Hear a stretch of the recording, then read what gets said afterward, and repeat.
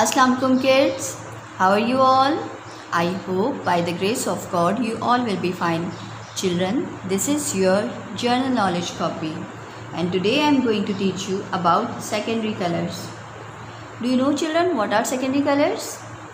Secondary colors are those colors which make after mixing of two colors.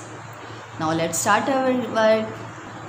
Children, on the top of the page you will write the heading of secondary colors like this, and then these are the secondary colors. You will make some boxes like this and then color in them.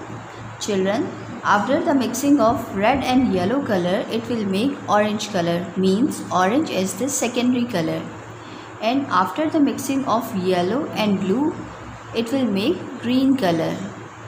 And if you will mix blue and red color, then it will make purple color, means the orange, green and purple are the secondary colors because they made after the mixing of these colors.